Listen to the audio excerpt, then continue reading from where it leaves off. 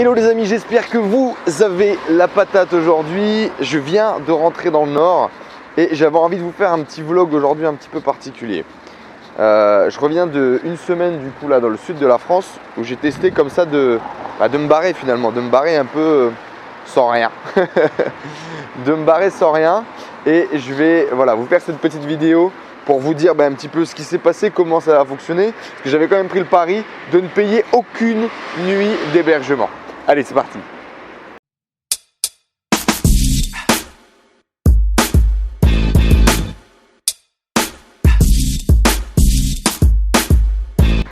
Alors il faut savoir que ça a fonctionné déjà tout d'abord. J'ai réussi à passer une semaine, à passer un peu plus d'une semaine même, 8 jours, 8 nuits exactement, sans payer aucune chambre d'hôtel, donc en faisant un petit peu du couchsurfing, c'est-à-dire en squattant un petit peu un canapé, un lit dispo chez les gens. Et ce que j'avais envie de... Pourquoi j'avais envie de faire ça? Tout simplement, je pense parce que c'était tester un petit peu déjà l'expérience, ne pas savoir où est-ce que je vais dormir et comment ça va fonctionner, et voir finalement si les gens sont si cons que ça, quoi. Est-ce que les gens sont capables de jouer le jeu, de vous tendre la main quand vous en avez besoin, de partager une expérience, ou pas du tout? Est-ce que les gens sont vraiment hyper fermés autant qu'on le dit et ils vous laissent un petit peu dans la galère? Donc il y avait déjà ce premier point là, il y avait le fait de vouloir voyager, d'aller dans le sud de la France. J'avais jamais eu l'occasion d'aller dans le sud. Maintenant c'est chose faite, quoi. J'ai pu aller voir un petit peu la plage. Vous l'avez déjà vu un petit peu dans cette vidéo là que je vais vous partager juste ici. Dans cette vidéo là, je suis descendu du coup à Sifour chez Cyril. Du coup donc j'ai démarré le voyage chez Cyril où je suis resté plusieurs nuits d'affilée. Et après je suis passé rapidement par Antibes et puis après je suis arrivé chez Nicolas à Lyon. Alors certainement le premier constat qu'on peut faire, c'est de se dire déjà les gens sont pas tous débiles, quoi. C'est la première chose. Alors moi, pour faire mon couchsurfing, je l'ai fait un petit peu de façon différente. Je fais partie d'un groupe d'entrepreneurs qui est basé d'un peu plus que sur toute la France, merci la mobilette. Et du coup je me suis dit tiens, on venait de faire un événement physique, on venait de rencontrer les gens. J'avais déjà en fait glissé gentiment cette idée un petit peu à tous les entrepreneurs que je rencontrais en leur disant voilà, j'ai envie de faire un tour de France, l'idée ça peut être sympa, on se retrouve moi je viens chez vous et on voit un petit peu comment ça fonctionne. Et c'est ce qui s'est passé en fait, tout naturellement. C'est-à-dire que je l'avais dit déjà un petit peu aux gens et je voyais si les gens étaient chauds, si les gens étaient moins chauds. J'avais fait un post tout simplement sur Facebook en vidéo où je répétais encore une fois la même chose et je tenais un petit peu les gens au courant de ce qui allait se passer par rapport à mon voyage. Et du coup, quand j'ai vraiment pris la décision de descendre, ce que j'ai fait, c'est que les plus motivés, les plus chauds pour organiser quelque chose, je les ai relancés. Donc c'était par exemple Cyril qui m'avait dit ouais, moi il n'y a pas de souci, en plus on a ce projet de colocation, donc viens, n'hésite pas, tu verras un petit peu, etc. Et on pourra se voir. Il y avait d'autres personnes comme Jérôme, comme Axel qui m'avaient dit oui, tu peux venir, etc. Nous aussi, on va aller boire des cafés, on va aller manger ensemble, on va s'organiser. Il y avait également beaucoup d'autres personnes, je suis vachement déçu, autour de Montpellier. D'ailleurs les amis, si vous voyez cette vidéo, je suis désolé, on va remettre ça. Je vais revenir dans tous les cas.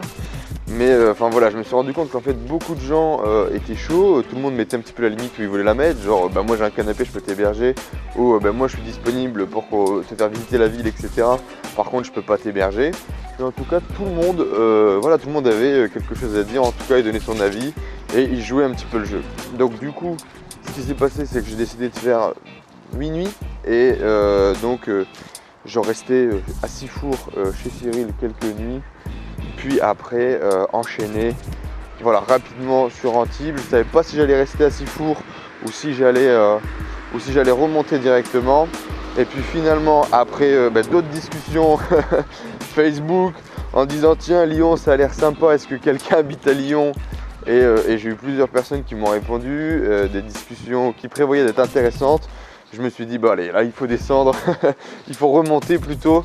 Avant Paris, on va passer par Lyon. Et du coup j'ai atterri chez Nico.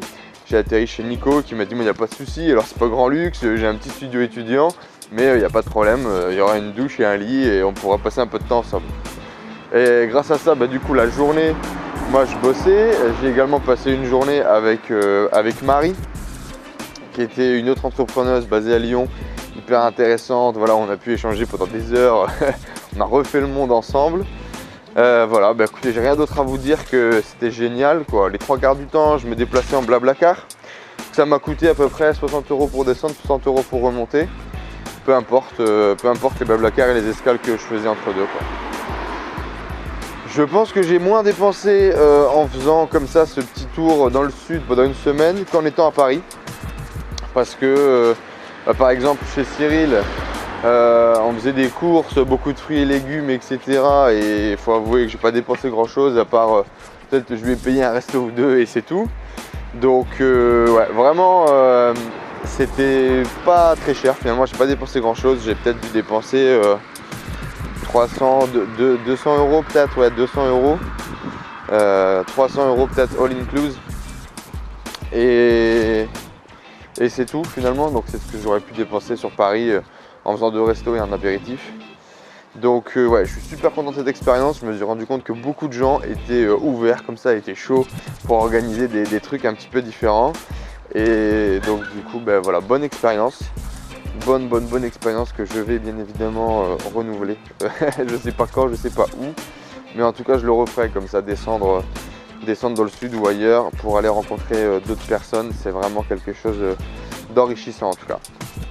Bon ben voilà les amis, en tout cas si vous avez envie de faire pareil, ben n'hésitez pas, lancez-vous, faites comme moi. Utilisez Couchsurfing, posez sur Facebook, dites à vos amis écoutez je descends dans le sud, qui m'accueille. Et puis vous allez bien voir qui a envie de vous accueillir ou pas. Les amis, si mon petit trip comme ça de partir de le sud de la France en mode Couchsurfing vous intéresse et vous a plu, n'hésitez pas à mettre un énorme pouce bleu là, juste en dessous. Merci. En tout cas, moi je vous dis à très vite dans de prochaines vidéos. Voilà, si ce petit vlog vous a intéressé, n'hésitez pas à cliquer sur s'abonner juste en dessous. N'hésitez pas également à laisser un petit commentaire. Voilà, ça me prouvera que vous avez envie que je continue à créer ce type de format. Et puis bah, je vous dis à très vite. Là du coup début novembre, on part en Europe de l'Est. Et après gros départ, gros avion pour partir en Thaïlande comme prévu. Allez, à bientôt dans de prochaines vidéos. Ciao.